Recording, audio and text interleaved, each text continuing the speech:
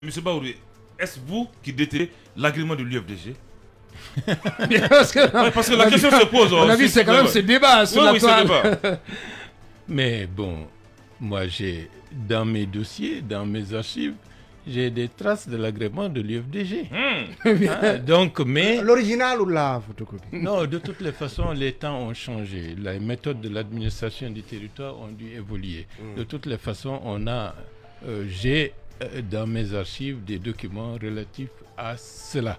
Maintenant... Et si on vous demandait, dans le cadre du contrôle que le ministère veut déclencher, on vous demandait de transmettre ces dossiers à la direction actuelle du parti, est-ce que vous allez le faire? Moi, je crois qu'ils ont un des éléments de ce dossier. Oui, forcément. Nécessairement.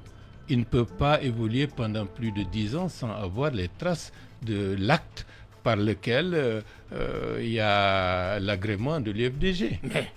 Allez-y, Manu, on continue l'interview avec vous. Alors, je vais vous poser une question par rapport à la, on va dire, des transitions en cours aujourd'hui dans la sous-région, la Guinée, le Mali, le Burkina Faso. Est-ce que vous pensez finalement que, comme le pensent d'autres personnes, la CEDEAO met trop de pression et elle ne tient pas toujours compte des origines des crises et des contextes? Bon, l'action de la CEDEAO dans le temps a été, dans un premier temps, critiquable. Et je pense que la CEDEAO a une dette vis-à-vis du peuple guinéen. Ouais. Elle n'a pas réagi pour apporter son concours et l'aide significative pour empêcher le processus d'un troisième mandat. Et tout le monde, et beaucoup d'entre nous, ont agi pour que la CEDEAO assume ses responsabilités au regard du protocole. C'est valable pour la CEDEAO, c'est valable également pour l'Union africaine.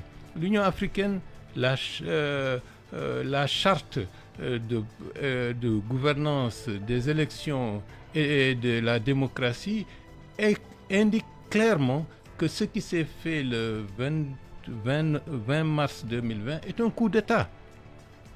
Oui. Et ils ont laissé faire. Ouais. Et à partir de ce moment-là, ils ont ouvert la boîte au Pandore qui a amené ce que nous avons vu. Et c'est la raison pour laquelle le 5 septembre est présenté comme une rectification institutionnelle. Ce n'est pas un coup d'État, c'est une rectification institutionnelle parce que le coup d'État avait eu lieu le 20 mars 2020. Donc ça, c'est par rapport à l'aspect sémantique. Maintenant, aujourd'hui, la CEDEAO est critiquée de partout. Son action n'est pas bien vue par les populations, elle n'a pas la doigté, la pédagogie nécessaire de faire les choses correctement. Mais je crois savoir que depuis quelques semaines, il y a eu une inflexion de son attitude. Parce que certains chefs d'État ont posé le problème à d'autres chefs d'État pour dire qu'il faut que la CEDEAO fasse preuve de beaucoup plus de flexibilité, d'écoute vis-à-vis des transitions, notamment guinéennes et burkinabé. Et la forme de faire des dictats ne correspond pas à l'esprit africain. Ouais.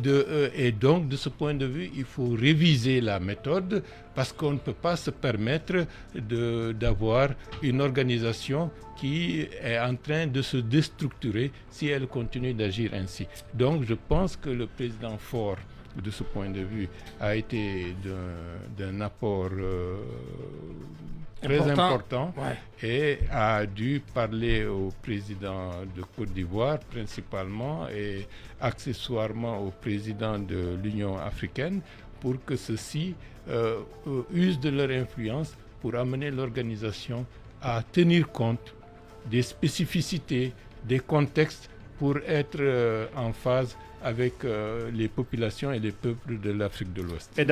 Pendant ce temps, le Front national pour la défense de la Constitution vient d'annoncer à travers un communiqué que la coordination nationale du FNDC a été informée par voie de presse d'une prétendue proposition de durée de la transition faite par le Conseil national de la transition au président de la transition.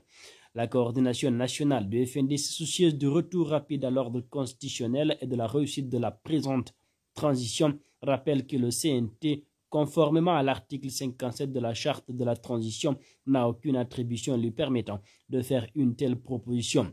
Le FNDC dit, après une analyse approfondie du rapport de la mission des conseillers du CNT des termes de référence de la dite mission et du guide d'entretien, il ne ressort nulle part la possibilité pour le CNT de recueillir l'avis des citoyens sur la durée de cette étape transitoire. La coordination nationale du FNDC ajoute qu'elle regrette que le CNT mentionne dans le rapport la prétendue réponse à une question qui ne figure pas dans le guide d'entretien remis aux conseillers. La coordination nationale du FNDC dénonce également avec énergie cette démarche du CNT qui consiste, selon elle, à s'arroger une attribution qui ne figure dans la charte de la transition mais qui viole frontalement l'article 77 de ce texte. Par conséquent, le FNDC estime que toute proposition de la durée faite par le CNT sur la base d'une prétendue opinion des citoyens est nulle. Une telle attitude s'assimile, selon elle, à une manipulation de l'opinion publique. Plus grave, elle est constitutive d'une forfaiture dont les conséquences doivent être tirées par le peuple de Guinée. Alerte le FNDC qui lutte pour la démocratie.